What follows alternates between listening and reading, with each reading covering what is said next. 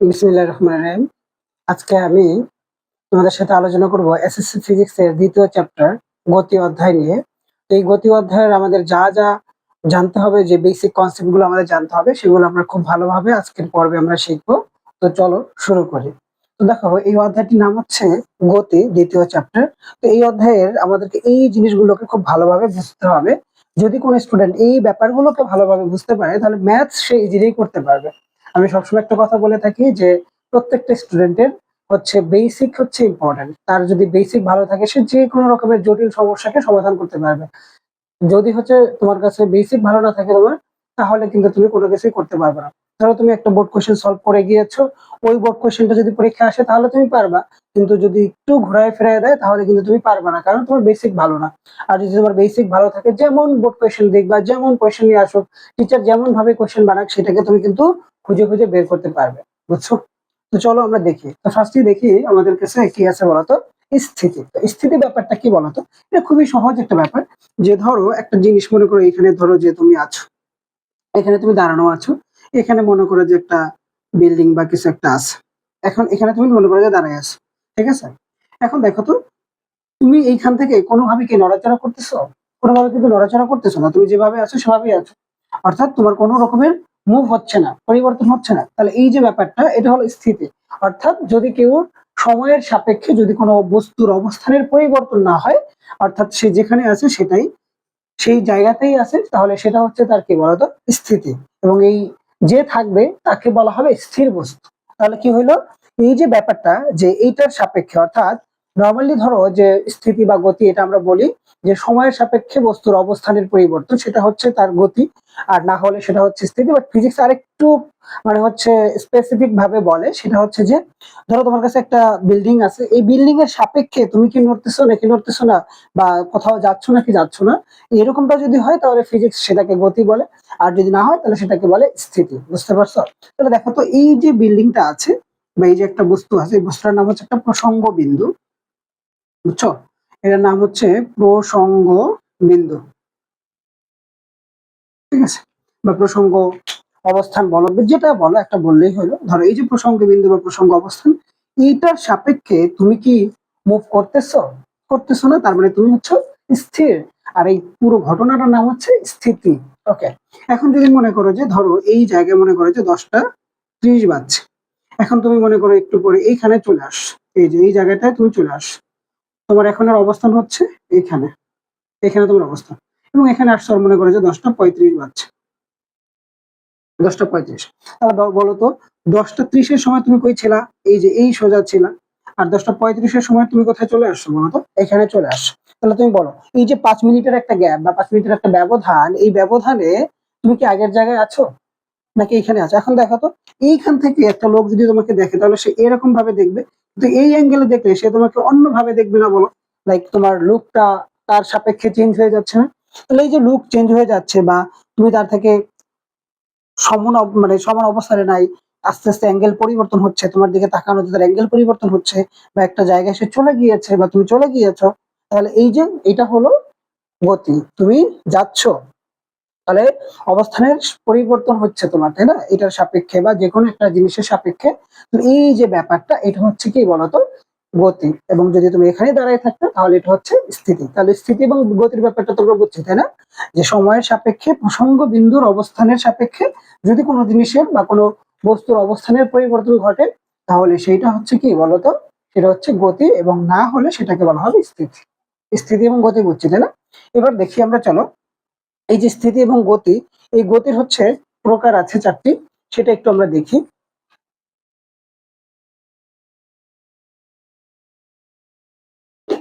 তো দেখো, গতির হচ্ছে 4টা প্রকার আছে। কি কি বলতো? প্রথমে হচ্ছে সরল রৈখিক গতি। সরল রৈখিক, দেখো এই নামের মধ্য থেকে তুমি কিন্তু সংজ্ঞা পেয়ে যাচ্ছ। সরল রৈখিক, সরল মানে কি বলতো? সোজা। সরল মানে হচ্ছে সোজা। রৈখিক মানে একই রেখায় বা একই লাইনে। তাহলে যদি কোনো জিনিসের গতি যদি সোজা পথে হয়, এরকম ধরো এখানে একদম সোজা ভাবে গিয়েছো, তুমি এখানে গিয়েছো, এখান থেকে তুমি মনে করো যে সোজা অবস্থান, এখানে তুমি চলে গিয়েছো, এই জায়গাটা চলে গিয়েছো। তাহলে দেখো এখানে কোনো বাঁকা নাই, মানে কিছুটা হইতে পারে হাতে আঁকার জন্য, বাট আমরা যদি ইমাজিন করি এই রেখাটা একেবারে সোজা, এবং সেইখান থেকে এখানে গিয়েছো, কোনো রকমের বাঁক নেয়নি, কোনো রকমের মুভ করেনি, এভাবে যায়নি। যদি একেবারে সোজা যায় তাহলে এই যে তার গতিটা, এই গতিটা হচ্ছে একটা সরল রৈখিক গতি।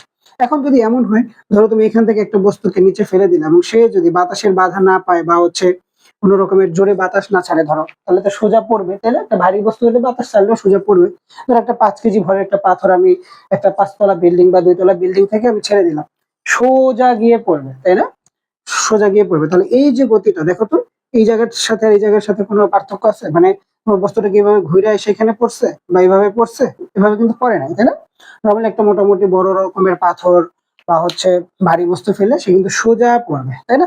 তাহলে এই যে সোজা যদি পড়ে বা সোজা অবস্থানে যদি সে তার গতির পরিবর্তন করতে থাকে সোজা ভাবে, তাহলে সেই গতিটার নাম হবে সরল রৈখিক গতি। বুঝতে পারছো? ওকে, দেখো সরল রৈখিক গতি আমরা বুঝলাম। এবার আমরা শিখবো হচ্ছে ঘূর্ণন গতি। তো দেখো ঘূর্ণন গতির ব্যাপারটা একটু দেখি আমরা। দেখো আবারও এটার আমার নামের মধ্যে থেকেই আমরা এর সংজ্ঞা পেয়ে যাব যে ঘূর্ণন গতি। দেখো ঘূর্ণন মানে কি? ঘোরা, ঘুরতে থাকা। ঘূর্ণন মানে কি বলতো? ঘুরতে থাকা। ওকে, তো কোন একটা বস্তু যদি আরেকটা বস্তুর সাপেক্ষে ঘুরতে থাকে, ধরো এখানে তুমি আছো এবং তোমাকে কেন্দ্র করে মনে করে কেউ একজন এভাবে ঘুরতেছে, তাহলে তোমার সাপেক্ষে তার যে গতিটা হবে সেই গতিটা হবে ঘূর্ণন গতি। তোমার সাপেক্ষে তুমি এখানে আছো, তোমার একটা বন্ধু তোমাকে কেন্দ্র করে ঘুরতেছে, তোমার সাপেক্ষে এই যে যে ঘুরতেছে তার যে গতিটা সেইটা হবে একটা ঘূর্ণন গতি। বুঝতে পারছো? তাহলে যে কোনো জিনিসকে সেন্টার করে অন্য একটা জিনিস যদি ঘুরে তাহলে সেটা হচ্ছে একটা ঘূর্ণন গতি। তাহলে আমরা সরলরৈখিক গতি বুঝলাম কি? যদি সোজা পথে বা সরলরৈখিক পথে কোনো গতিশীল বস্তু কোনো গতিকে সরলরৈখিক গতি বলা হবে। আর যদি হচ্ছে বক্র পথে বা বাঁকা পথে কাউকে একটা নির্দিষ্ট বিন্দুকে সেন্টার করে বা কেন্দ্র করে যদি ঘোরে, ওই বস্তুটার গতি হবে কি বলতো? ঘূর্ণন গতি। বুঝছো না? পর্যায়বৃত্ত গতি। তো দেখো পর্যায়বৃত্ত গতিটা কি? তো এই যে পর্যায়বৃত্ত গতিটা হচ্ছে এরকম, যে ধরো একটা ঘড়ি মনে করো যে এখানে মনে করো 12টা আছে, এখানে 3টা আছে, 6টা আছে এবং এখানে 9টা আছে। এখন মনে করো যে একটা ঘড়ির কাঁটার গতি, এখন মনে করো যে সে ঘুরবে, ঘুরে আবার 12টার কাছে চলে আসবে। তো তুমি আমাকে বলো তো, একটা সেকেন্ডের কাঁটা 12টা থেকে ঘুরে আবার যদি 12টায় আসে, তাহলে তাকে কত সেকেন্ড অতিক্রম করতে হচ্ছে বলতো? 60 সেকেন্ড অতিক্রম করতে হচ্ছে, তাই না? এইখান থেকে ঘুরে আবার এখানে আসতে 60 সেকেন্ড অতিক্রম করতে হবে। তাহলে তুমি বলো 12টাকে যে যখন ছেড়ে গিয়েছে সে আবার কোথায় আসছে? 12টায় আসছে, এবং আসতে তার কতটুকু সময় লাগছে বলতো? ঠিক 60 সেকেন্ড সময় লাগছে না? আবার যদি মনে করো যে কোনো একটা কাঁটা 3 এর সোজা থাকে এবং 3 থেকে সে যদি ঘুরে আবার 3 তে আসে, তাহলে আমরা কতটুকু বুঝবো? 60 সেকেন্ড সময় লাগবে। কিংবা কেউ যদি 6টার সোজা থাকে এবং সে যদি আবার ঘুরে আসে, তাহলে কি হবে বলতো? ঠিক 60 সেকেন্ড সময় লাগবে। তাহলে যদি কোনো একটা গতিশীল বস্তুকণার গতি যদি এমন হয় যে সে নির্দিষ্ট সময় পর পর একটা নির্দিষ্ট বিন্দুকে অতিক্রম করে, তখন সেই গতিটার নাম হচ্ছে পর্যায়বৃত্ত গতি। কথা বুঝছো? এখন দেখো 6টা, সে বারবার 6টাকে যখন অতিক্রম করবে একই টাইম পরে কিন্তু অতিক্রম করবে। কিংবা সে যদি 3টাকে অতিক্রম করে প্রত্যেকবার একই টাইম বরাবর কিন্তু অতিক্রম করবে। তাহলে পর্যায়বৃত্ত গতিটা কি হলো? যে একটা নির্দিষ্ট বিন্দুকে যদি নির্দিষ্ট সময় পর পর অতিক্রম করা হয়, তখন সেটা হবে কি বলতো? পর্যায়বৃত্ত গতি। বুঝতে পারছো? এবার দেখো আরেকটি গতি আছে, স্পন্দন গতি বা সরল স্পন্দন গতি।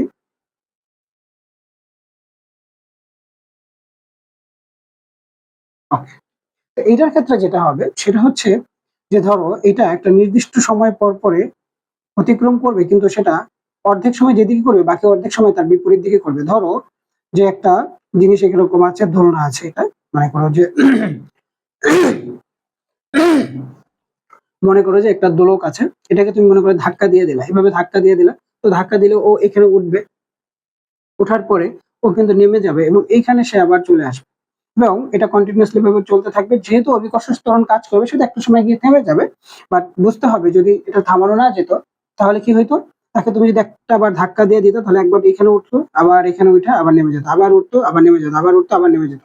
তাহলে দেখো তো, সে এইদিকে আসতেছে না, আসার পর সে কিন্তু ওইদিকে না গিয়ে সে এইদিকে যতটুকু আসছে, এই যে এটার সাপেক্ষে এইদিকে যতটুকু আসছে, সে ঠিক পরের সময়টুকু এই বাকি অর্ধেকটা সময় সে এইদিকে যাবে এবং সমান পথ যাবে। যদি আমরা যদি মানে হচ্ছে অভিকর্ষ ত্বরণকে বাদ দিয়ে চিন্তা করি বা বাতাসের বাধা বাদ দিয়ে করি, তাহলে এখানে যতটুকু আসবে এখানে ততটুকু আসবে। তাহলে অর্ধেক সময় যেদিকে গেল বাকি অর্ধেক সময় তার বিপরীত দিকে গেল।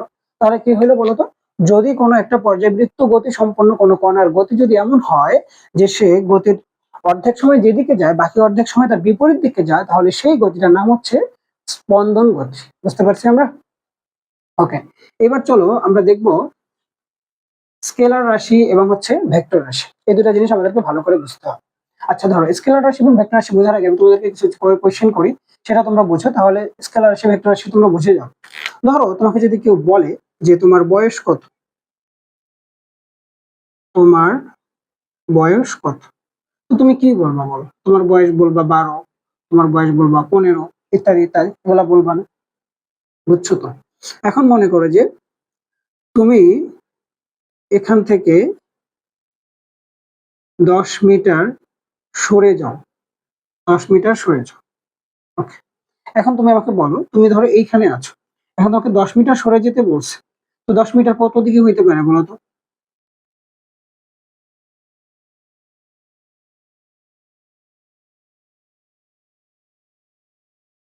যে কোনো দিকে 10 মিটার হতে পারে না বলো তো? যে কোনো দিকে 10 মিটার হতে পারে। এখন ধরো এইখান থেকে তোমাকে বললো 10 মিটার দূরে সরে যেতে বললো, তাহলে তুমি এখান থেকে 10 মিটার দূরে সরে গেলা, যে কোনো একদিকে গেলা। এখন অন্য একজন ব্যক্তিকে বলা হলো যে ধরো এটার নাম হচ্ছে এ, আর এখানে যে বসে আছে সে বি, এবং এখানে যে আসে তার নাম হচ্ছে সি। এখানে বি সি কে বললো যে তুমি একে খুঁজো, একে খুঁজে বের করো। কথা বুঝছো? তাহলে তুমি আমাকে বলো বি যদি সি কে বলে একে খুঁজে বের করো, এখন সে এক্স্যাক্টলি কোন দিকে যাবে তুমি আমাকে বলো তো। এইখান থেকে তুমি কোন দিকে গেছো সেটা কি বলা হয়েছে বলো তো? যে এখান থেকে তুমি কোন দিকে 10 মিটার গেছো এটা কিন্তু বলা হয় না। যে কোনো দিকে যেতে পারো। এখন এই বি যদি সি কে বলে যে এ কোথায় আছে এটা তুমি বলো, তাহলে এ কিন্তু সে বলতে পারবে না এক্স্যাক্টলি কোন দিকে আছে বা তার থেকে কতটুকু দূরে কোন পজিশনে আছে, এটা কিন্তু এক্স্যাক্টলি বলা যাচ্ছে না। যাচ্ছে বলো তো? তাহলে বি সি কে কোয়েশ্চেন করার পরে সি কিন্তু ফাইন্ড আউট করতে পারবে না। কিন্তু তাকে যদি বলা হয় যে তুমি এখান থেকে এই যে 10 মিটার সরে যাও, এটা যদি না বললে সে যদি বলতো তুমি 10 মিটার দক্ষিণ দিকে সরে যাও, ভালো করে বুঝো। তাহলে বললো যে সে যদি বলে যে তোমাকে 10 মিটার দক্ষিণ দিকে সরে যাও, তাহলে ধরো এই যে দক্ষিণ দিক, তাহলে এইখান থেকে এখন যদি এখানে যদি বি থাকে এখানে যদি সি থাকে, তাকে যদি বলা হয় যে এ কোথায় আছে, তাহলে কিন্তু সে এখান থেকে সোজা এখানে চলে আসবে, আইসা কাকে পেয়ে যাবে বলো তো? একে পেয়ে যাবে। তাহলে আর প্রথমটার ক্ষেত্রে দেখো তো, তোমার বয়স কত, 12 বছর 15 বছর, এটা বলার সাথে সাথে সে বুঝে গেছে তুমি আসলে মানে কতটুকু বড়, তোমার সাইজ কিরকম হইতে পারে, এটা কিন্তু সে বুঝে গেছে। তাহলে যেটা বলতে গেলে মানে আমার শুধু মানটা বললেই আমি সম্পূর্ণ ব্যাপারটা বুঝে যাই, সেটা হচ্ছে স্কেলার রাশি। আর যেটা বলতে গেলে আমি শুধু মান দিয়ে এক্সাক্ট পজিশন বা এক্সাক্ট ওই ব্যাপারটা সম্পর্কে বুঝি না, তাকে প্রকাশ করার জন্য আরো একটা ব্যাপার দরকার, সেটা হচ্ছে দিক। যখন তুমি একটা রাশিকে প্রকাশ করার জন্য সম্পূর্ণভাবে ভালোভাবে বোঝার জন্য মানের সাথে দিককে প্রকাশ করবা, এবং তখন ওই ব্যাপারটা সবচেয়ে ইজি হয়ে যাবে, তখন সেই রাশিটার নাম হচ্ছে, তাহলে সেই রাশিটার নাম হবে কি বলতো? ভেক্টর রাশি। তাহলে স্কেলার রাশি কি? যে রাশিকে প্রকাশ করলে শুধু মান বললেই হয়ে যাবে, সেটা হচ্ছে স্কেলার রাশি। আর যেটাকে বলতে গেলে মান বললে এক্সাক্ট কিছুই বোঝা যাচ্ছে না এবং তাকে দিকও বুঝাতে হবে, তখন সেটা হবে কি বলতো? স্কেলার রাশি এবং ভেক্টর রাশি। এই দুইটা জিনিস আমরা তাহলে ভালো করে বুঝলাম যে মান প্রকাশ শুধু মান দিয়ে প্রকাশ করা যাবে স্কেলার, মান এবং দিক উভয় দিয়ে প্রকাশ করতে হবে ভেক্টর রাশি। ক্লিয়ার সবাই? এখন দেখো, দূরত্ব এবং দ্রুতি, এই জিনিসটা আমি বোঝাই তোমাদেরকে, ভালো করে বুঝবা। দূরত্ব আমরা পরে বুঝি, দূরত্ব সরণ এই জিনিস দুইটা আগে আমরা ভালো করে বুঝি। ধরো এখানে হচ্ছে তোমার অবস্থান এবং এখানে হচ্ছে তোমার একটা বন্ধুর অবস্থান।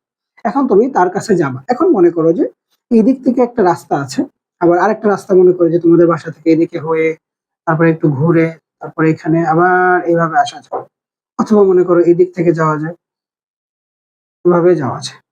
তিনটা ভাবে তুমি তার কাছে যেতে পারো। বুঝছো? এখন দেখো এই পথে তুমি যদি যাও, তাহলে ধরো 10 মিটার এবং তোমার সময় লাগে মনে করো যে 5 সেকেন্ড।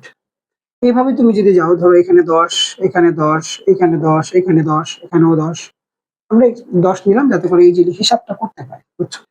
তো দেখো এখানেও 10 করে ধরো আছে। এটা যেহেতু একটু বড় তাই আমরা একটু বেশি নিব। ওকে, তাহলে দেখো এখন তুমি তোমার বন্ধুর কাছে কত ভাবে যেতে পারো বলো তো? তুমি তোমার বন্ধুর কাছে তিনটা ওয়েতে যেতে পারো। এইভাবেও যেতে পারো, এখান থেকেও যেতে পারো এবং এখান থেকেও যেতে পারো। তো তুমি আমাকে বলো, এই যে এইভাবে তুমি যদি যাও তাহলে অনেকটা দূর ঘুরে ঘুরে যাচ্ছ না? অনেকটা পথ অতিক্রম করতে পারতেছো না? এভাবে গেলেও অনেকটা পথ অতিক্রম করতে হয়, কিন্তু এইভাবে গেলে সব থেকে কম পথ অতিক্রম করে কিন্তু যাওয়া যায়। বুঝতে পারছো? সব থেকে কম পথ অতিক্রম করে যাওয়া যায়। এবং একটা জিনিস দেখো, এইটার সাথে এই যে দুইটা বস্তুর অবস্থান আছে, এটার মধ্যে কিন্তু কোনো রকমের বাঁকা নাই, বক্রতা নাই, একেবারে সহজ, মানে সোজা আর কি। একেবারে কি বলতো, সোজা।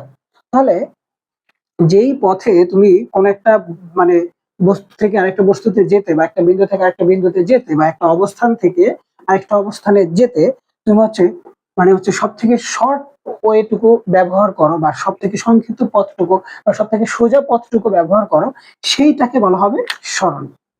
তাহলে কি বুঝলা? সোজা পথে যখন তুমি যাবা সেটা হবে সরল, আর যখন তুমি অনেক দূর ঘুরে যাবা, ভালো করে বুঝো কিন্তু কথাটা একদম সহজ ব্যাপার, যখন তুমি অনেক দূর ঘুরে যাবা তখন দূরত্ব। এই যে অনেক দূর ঘুরে গেছো, তাহলে এটা হচ্ছে দূরত্ব।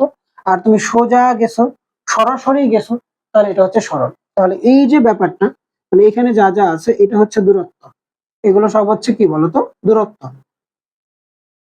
এগুলো হচ্ছে দূরত্ব। তাহলে যখন আমি অনেকটা পথ বা অনেকটা দূরত্ব, অনেকটা দূর ঘুরে ঘুরে যাব, তখন সেই পথটুকুর মোট যোগফল হবে দূরত্ব। আর যদি আমি সোজা পথে, একেবারে সোজা পথে চলে যেতে পারি বা যাই, তাহলে সেইটার নাম হবে সরল। সোজা গেলে সরল, দূর দিয়ে গেলে দূরত্ব। বুঝতে পারছি? এখন দেখো, এই যে এই ব্যাপারটা তোমরা বুঝছি, তাহলে আমি যদি এরকম ঘুরে ঘুরে আসতাম, মানে হচ্ছে এরকম, বা এরকম আঁকা বাঁকা পথে যদি আসতাম, ওই একই কথা, দূরত্ব হবে। বুঝছো? দূরত্ব হবে। আর আমি যদি সোজা পথে যাই কোনো জায়গায়, তাহলে সেটা হবে আমার সরল।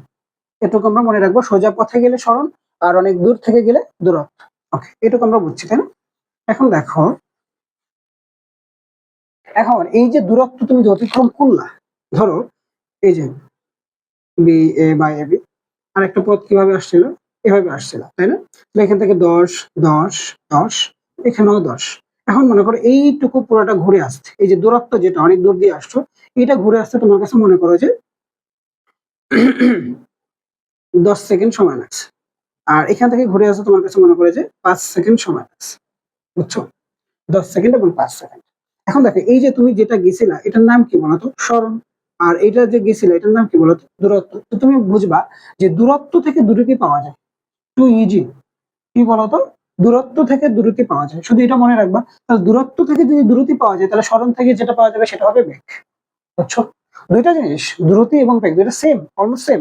তাদের মাত্রা কিংবা একক, মোটামুটি ঘটনা সব ধরনের এক। শুধুমাত্র পার্থক্যটা হচ্ছে দূরত্ব এবং দূরত্ব এবং বেগের ক্ষেত্রে, যে এটা দূরত্ব থেকে বের করবো, আর এটা হচ্ছে সরণ থেকে বের করবো।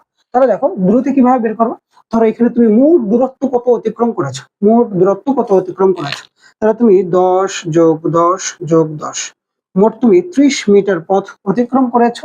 এবং এই 30 মিটার পথ অতিক্রম করতে তোমার মোট সময় লাগছে কতটুকু বলতো, 10 সেকেন্ড সময় লাগছে। তাহলে এই যে মোট দূরত্বকে তোমার যতটুকু সময় লাগছে, সেটাতে তুমি যদি ভাগ করো, তাহলে যেটা পাবা সেটা হচ্ছে তোমার দ্রুতি। সেটা হচ্ছে তোমার দ্রুতি।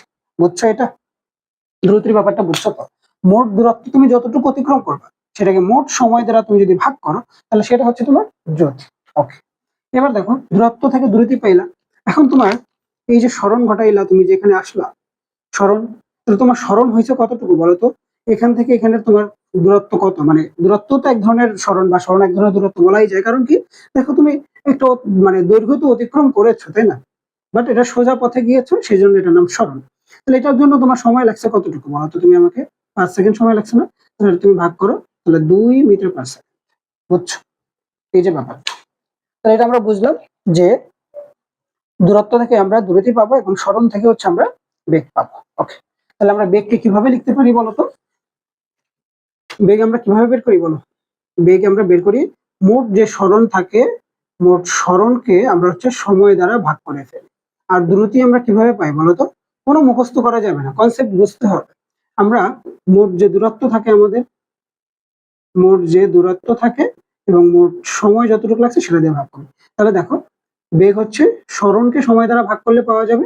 আর এটা হচ্ছে কি বলতো, দ্রুতিকে, দূরত্বকে সময় দ্বারা ভাগ করতে হবে। তাহলে দ্রুতি এবং বেগ আমরা ব্যাপারটা বুঝছি। বুঝছো তো? তাহলে বেগ এবং দ্রুতির ব্যাপার দুইটা আমরা বুঝলাম। এবার দেখো বেগের ব্যাপারটা একটু দেখো। তো ধরো যে তুমি মনে করো কোন একটা জায়গা থেকে একটা মোটরসাইকেল চালিয়ে যাবে, তো ফার্স্টে তো তুমি একদম মানে স্থির থাকো, কিছু করো না, একদম নিউট্রাল অবস্থায় থাকো। ওকে, শূন্য অবস্থায় থাকো। এরপর তুমি আস্তে আস্তে কি গাড়িটার টান এত জোরে দিয়ে ফেলো বলো তো? অবশ্যই না। তুমি প্রথমে আস্তে আস্তে 10, 20, 30 এরকম করতে করতে তোমার একটা সময় হয়তো বা 80-তে চলে যায় বা হচ্ছে 100-তে চলে যায়, বুঝছো তো? 100-তে চলে যায়। তো হঠাৎ করে কি তোমার 100 মানে বেগ ছিল? তুমি আমাকে বলো তো, বা 80 বেগ ছিল? ছিল না কেন? আস্তে আস্তে আস্তে আস্তে তোমার বেগ বাড়তেছে না বলো তো? বা পরিবর্তন হচ্ছে না? এই যে বেগ, এটা যে পরিবর্তন হচ্ছে, মনে রাখবা কোনো জিনিস যদি পরিবর্তন হয় এবং তার যদি হার বের করতে হয়, তাহলে সবসময় তাকে সময় দিয়ে ভাগ করতে হবে। কোনো জিনিসের পরিবর্তনের হার হচ্ছে সবসময় সময় দ্বারা ভাগ। বুঝতে পারছো? ওকে, এখন তুমি আমাকে বলো, তুমি যে আমাকে বলো ত্বরণটা কি হইলো বলো তো? ত্বরণটা হইলো যে সময়ের সাথে বেগের পরিবর্তন। তো তুমি আমাকে বলো বেগের পরিবর্তন বলতে কি বোঝায়?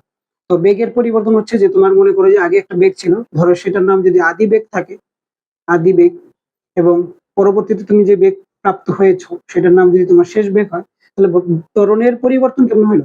তাহলে শেষ থেকে আদিকে বিয়োগ করেছো, এটা হলো পরিবর্তন। ত্বরণ কি? বেগের পরিবর্তন। ওকে, পরিবর্তন করলাম, কিন্তু ত্বরণটা আসলে কি? বেগের পরিবর্তনের হার। আমরা একটু আগে শিখছি কোন জিনিসের পরিবর্তনের হার মানে কি, তাকে কি দ্বারা ভাগ করতে হবে বলতো? সময় দ্বারা ভাগ করতে হবে। বুঝছো? কি দ্বারা ভাগ করতে হবে বলতো? সময় দ্বারা ভাগ করতে হবে। তাহলে ত্বরণ আমরা কিভাবে বুঝলাম? যে শেষ অবস্থা মানে শেষ বেগ থেকে আদি বেগ বিয়োগ করতে হবে এবং সময় দ্বারা ভাগ করতে হবে। এটা আমরা বুঝলাম না? তাহলে বলতো মূলত বেগের পরিবর্তন হলো না, তাহলে বেগকে আমরা কি দ্বারা প্রকাশ করি বলতো? ভি দ্বারা। তাহলে আমরা কি করতে পারি বলতো? ভি বাই টি ও লিখতে পারি, তাই না? যে সময়ের সাথে সাথে বেগের পরিবর্তনের হার, বেগের পরিবর্তনের হার। তাহলে আমরা ত্বরণ সমান সমান আসলে কি লিখতে পারি বলতো? ত্বরণ সমান সমান আমরা লিখতে পারি বেগ বাই সময়। বেগ বাই সময় কি লিখতে পারি বলো? বেগ বাই সময়। কারণ কি? ত্বরণটা কি? বেগের পরিবর্তনের হার। তাহলে যে বেগটা পরিবর্তন হলো তার হার, তাহলে সময় দ্বারা ভাগ। তাহলে ত্বরণ হলো যে সময়ের সাথে বেগের পরিবর্তনের হার। বুঝছো? ওকে, এখন দেখো আমি আরেকটা জিনিস তোমাদের জন্য রেখেছি, সেটা হচ্ছে জার্ক। এটা যদিও তোমাদের সিলেবাসে নেই, বাট তোমাদের কাছে যদি মনে হয় যে আমি সরণকে সময় দ্বারা ভাগ করলাম, সরণকে সময় দ্বারা ভাগ করলাম, বেগ পেলাম, আবার বেগকে যদি আমি সময় দ্বারা ভাগ করি তাহলে আমি ত্বরণ পাবো।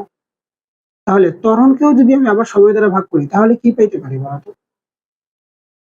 ত্বরণকেও যদি আমি সময় দ্বারা ভাগ করতে পাই বা পারি, তাহলে কি হবে বলতো? জার্ক।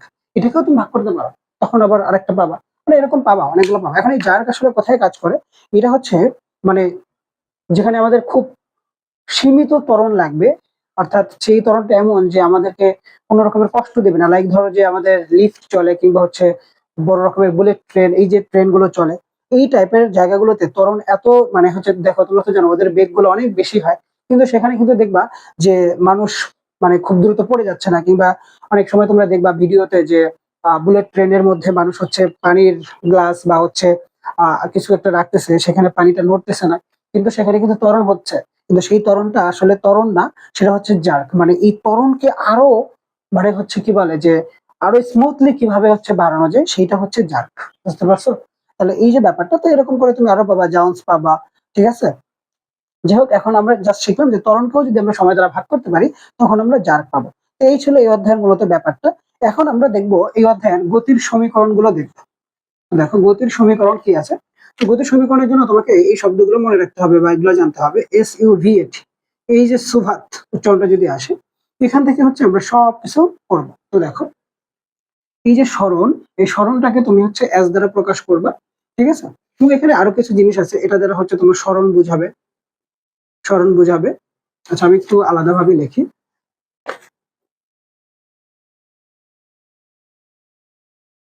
এই যে, এটা দ্বারা তোমার বোঝাবে হচ্ছে সরণ, এটা দ্বারা বোঝাবে আদি বেগ, আদি বেগ বা ইনিশিয়াল ভেলোসিটি, এটা হচ্ছে ফাইনাল ভেলোসিটি বা হচ্ছে শেষ বেগ,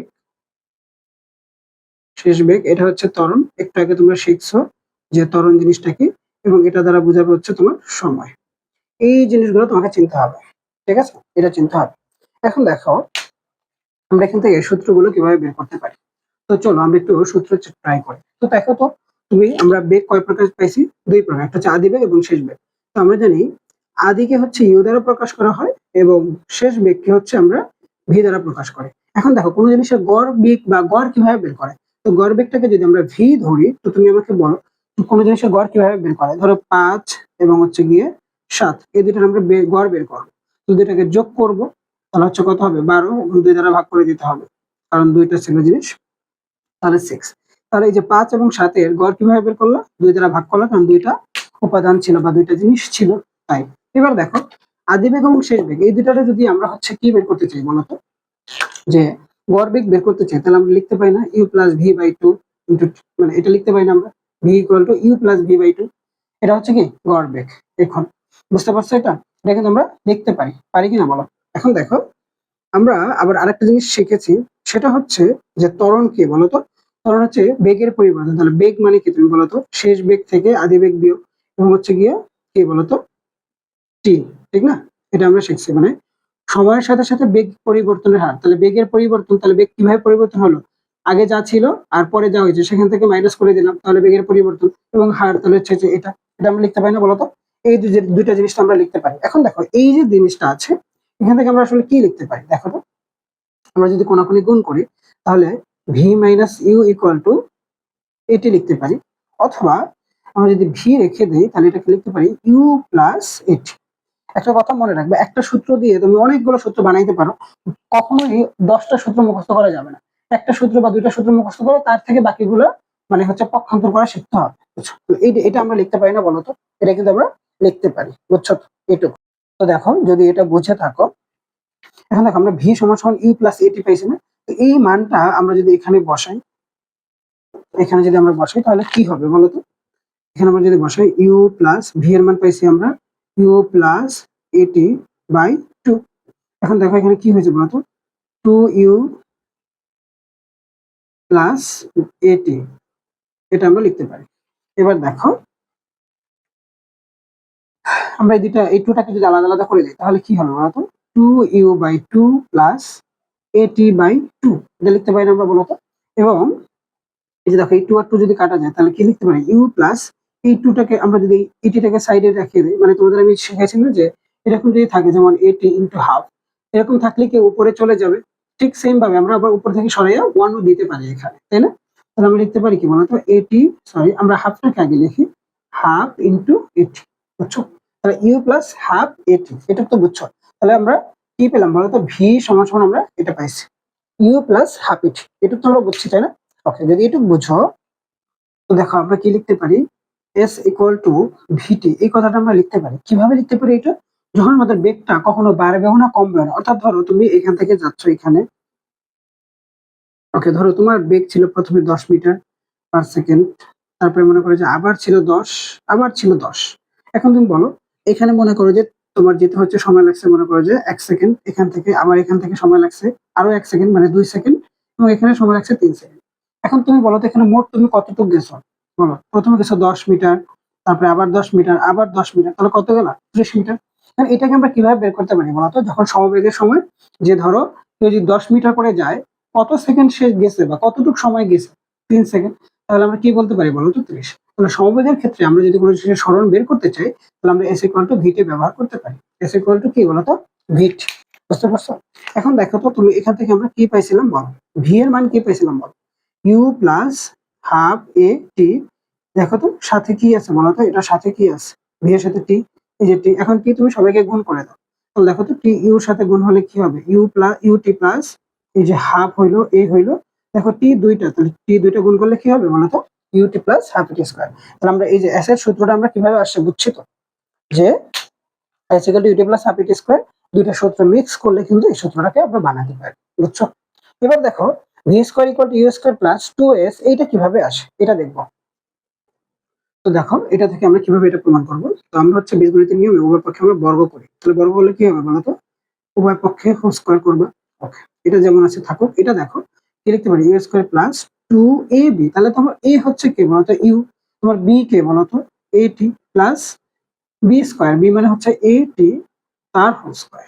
ওকে, তো দেখো u square plus 2u80 2u80 plus a square t square, বুঝছো তো? ওকে, এখন দেখো এই ইউ স্কয়ারটা যদি আমরা রেখে এখান থেকে আমরা কি করতে পারি বলতো? উভয় পক্ষ থেকে আমরা একটা 2 কমন নিব, এবং দুটোর মধ্যে যদি কি আছে বলতো? এ আছে, তাই না? তাহলে আমরা এ কমন নিতে পারি, পারি কিনা বলতো? ওকে, তাহলে এখন দেখো যদি কমন নেই, 2 এবং এ কমনে চলে গেল, তাহলে কি থাকে বলতো তুমি? ইউ এবং টি থাকে, প্লাস এখন দেখো 2a কমন না মানে কি, এটাকে 2a দ্বারা ভাগ করে না এই ব্যাপারটাকে, তাহলে দেখো তো a স্কোয়ার t স্কোয়ার এটাকে তুমি 2a কমন নিতে মানে 2a দ্বারা ভাগ করবে। তাহলে দেখো 2a দ্বারা ভাগ করলে এখান থেকে একটা a কাটা যায়, তাহলে কি থাকে বলতো, নিচে কি থাকে বলতো, 2 থাকে এবং এখানে একটা a থাকে এবং একটা at স্কোয়ার থাকে, এটা থাকে তাই না বলতো। তাহলে কি থাকে a t স্কোয়ার বাই 2, এটুক থাকে না বলতো। তাহলে এইটুক থাকে, থাকলে এখন দেখো তো তুমি কি লিখতে পারো এটাকে, ইউ স্কোয়ার প্লাস 2a।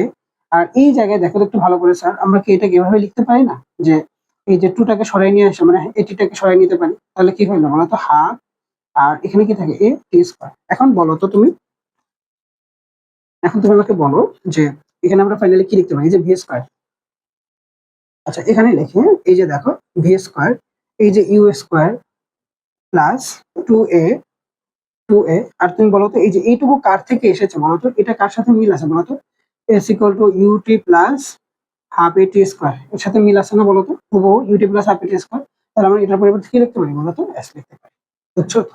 তাহলে আমরা এই যে তিনটা সূত্র যে আমরা করি আর কি, তাহলে আমরা কিভাবে করি বলো তো, এই যে একটা সূত্র এভাবে একটু আগে প্রমাণ করে দেখলাম, আর এই যে সূত্রটা v square equal to square plus 2s, এটা আসলে v equal to u plus a t, এখান থেকে আমরা এটাকে প্রতিপাদন করতে পারি, বুঝছো। তো আজকের ভিডিওতে এই পর্যন্ত।